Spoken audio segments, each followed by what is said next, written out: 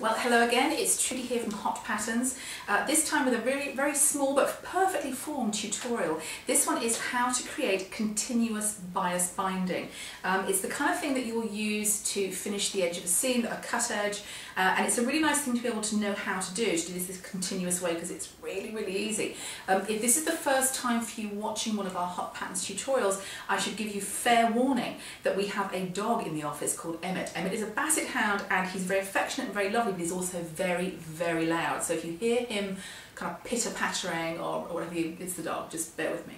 Okay, so this is the fabric, or rather the lining, I'm going to be making the continuous bias out of. You need to choose a fabric that's got, you know, a little bit of flop to it. You can make it in heavier fabrics, but your life's going to be a little bit harder, so I'm all about making it easy when you can. So this is actually about a ½ yard of lining from Joann's. It's quite narrow, I think it's about 44 inches wide, like that. If you're using full width, like 60 inches or 150 centimetres wide, you'll really need about a ¼ of a yard. Will give you a good 10-12 yards of bias binding. I mean, it will give you enough for a garment for sure.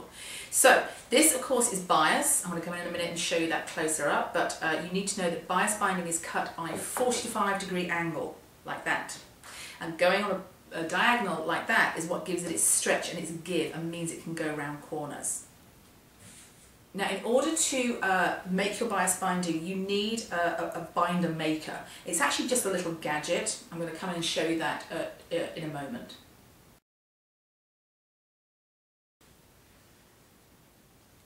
So this is a binder maker. This one is a 12mm, says it on there, which means it ends up kind of ½ an inch. Then you're going to fold it in half, of course, you'll get ¼ of an inch. So that's what the front of it looks like. This is a little kind of swingy, hingy thing.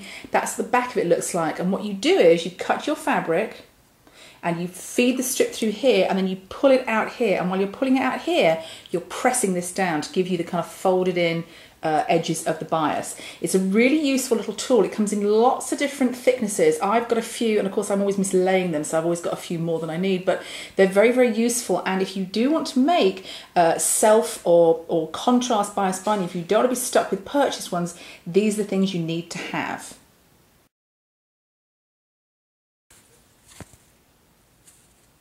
So this is what purchase bias binding looks like. It comes on a kind of a card like this. You can get it, it's normally either in a cottony finish like this one, or sometimes a satiny finish, sometimes even metallic. Ooh. And if I turn it over to the other side, you'll see that it's got the flat piece, the front piece, and it's got two edges folded in. And it's cut on the bias, so it's ever so slightly stretchy, which is why it's good for going around corners and good for kind of getting into those little nooks and crannies that piping perhaps can't do. And it's going to end up, when it's put on, it's going to end up that thickness, which is really nice. Now we're going to make a very similar bias binding with a nice kind of patterned lining, which is, you know, which is a really nice thing to do. But of course, don't feel that you have to. You can always use purchased. This is purchased, but I'm going to show you how to make your own. Alright, so I'm going to show you in a moment how we're going to actually use this. It's super useful. I love them. And you can get them in most craft stores. Anyone that sells quilting things should have these, because quilters use them to edge quilts as well. But they're not hard to get. Okay, so you start with your fabric, and you need to have a strip. And the best idea is to rip the edges so you get it absolutely on the straight grain. And then you're going to fold it diagonally like that. Jeremy, can you see that perfectly well? I'm just going to come down zoom. Okay. Now, because this is slidey, and because, well, just because it's slidey really, I'm just going to pin lightly along here to hold it, because I don't want it sort of skittering across. You do find that slidey fabrics, especially on the bias, have slightly life of their own, so we don't want that. Okay, so what I'm going to do now is I'm going to slip this along here, and I'm going to join this piece to the other end. See what I mean? Okay, this goes in here, and we're just going to do that. I mean, obviously you can draw this line in if you want to, but I just find it easier to do it this way. Okay, now we'll unpin, and you end up with, with a diagonal edge and a triangle. Now this is your bias bit, and this is your straight bit. It's your straight bit we're dealing with now. Pull it off to the other end of fabric.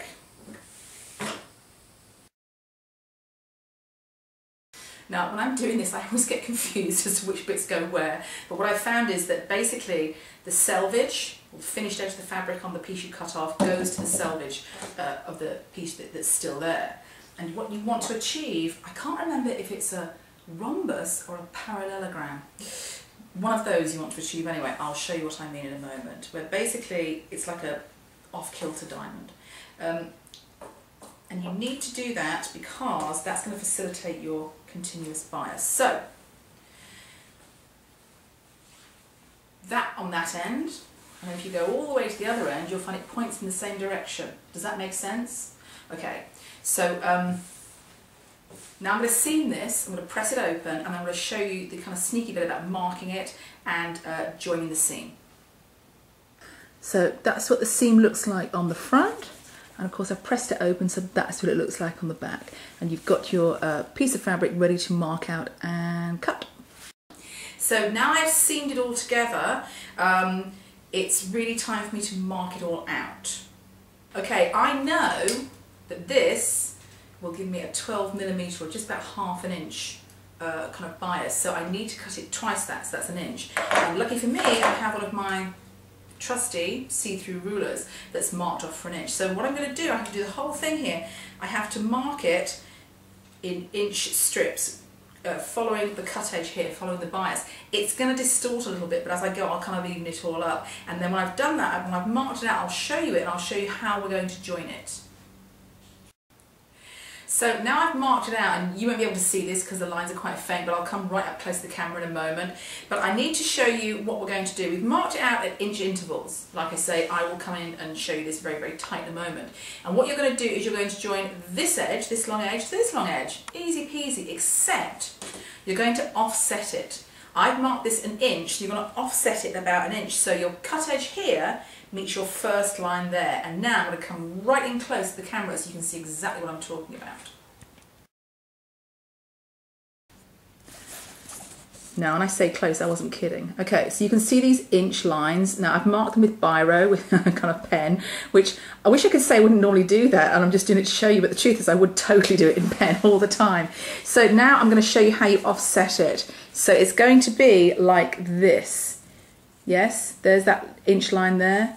You're going to do it like that. And you're going to sew them together all the way down the long seam. And I'm going to show you what that looks like. It's kind of a twisty tube when it's done.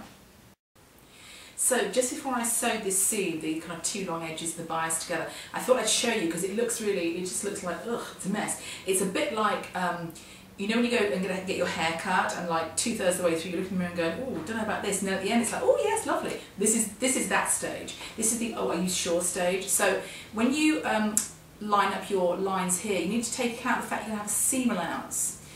So you actually match your lines in the seam allowance there, so that's going to be the stitch line. So I'm going to sew this together, I'm going to press that open, I'm going to show you how you cut it. You cut it in one long kind of spiral cut, and it will give you an enormous long piece of fabric to put through your binder maker. That's what the inside seam looks like when it's all been pressed. It's this big long tube now, and I will show you how to cut it up. Now, when I say your seam should be offset, this is what you're going to get. See those lines there? You've offset it by one line. So now I'm going to start cutting along this line, and you'll get a nice big long continuous strip. Okay, so fabric strip, binder folder, and if you strain your ears really hard, you can hear the dulcet tones of Florida summertime, which is somebody with a leaf blower going crazy outside, but that's okay. All right, here's what you need to do. You need to feed one end of this into your binder folder, which is always excellent fun. Now I'm just going to come right in on that. Oh, you can come right in. I'm going to show you how I actually do this because I've got a sneaky trick. Of course, I'm full of sneaky tricks. Can you see that bit? That's the bit you need to see. I'm just going to come right in now, okay? Okay. Great, okay. Here is what I do. I push it in just a little bit, and then, she says, as if she actually knows what she's doing, yeah, push it in, and I get a pin, and I just pull it with the pin. Put it through like this.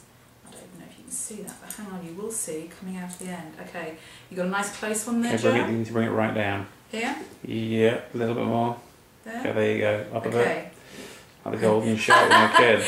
Okay, you good? Yeah. Alright, watch the magic. Okay, you put it through here and it comes out folded in. Now when you're actually making this, you're going to press this bit here as it goes, but that's what it does. It folds itself in on itself like that to make beautiful bias binding.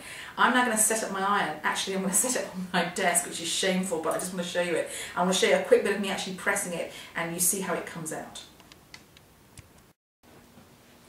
Okay, so now I'm going to do the actual bias, and you can see I've got 2 pins here to just kind of anchor the bias tape onto the towel that I'm using. Obviously, if this is on my ironing board, it would be anchored straight into the ironing board because that's padded. So what I'm going to do is I'm going to put my iron on top of this, and at the same time, gently pull. You use your little hingey thing, of course. You just pull this back with going through the bias piece, and you'll find that what you get is perfect bias binding. So let me just do that without, of course, catching the pins in. I'm hoping this actually presses up because it is polyester, it's not behaving itself very well. Oh yes it is. Okay, let's just move that out of the way. Can you see everything there, Jeremy? We absolutely can, yeah. Okay, so you can see you've got bias binding there, it's folded in like that. On the other side it's all nice and perfect, and when we use it, we're going to end up with this really lovely kind of 1/4" bias like this. That's how it's going to be. Hand, can you see it from there? That's it, thank you. Okay, so you have this nice 1/4", so folded nicely there, flat on the front like that, easy peasy. So now you've seen how to make bias binding. You understand, of course, that you can make it in pretty much any nice kind of drapey lightweight fabric, which really opens up a lot of possibilities for you. You can do it in the same fabric as your garment, which looks beautiful.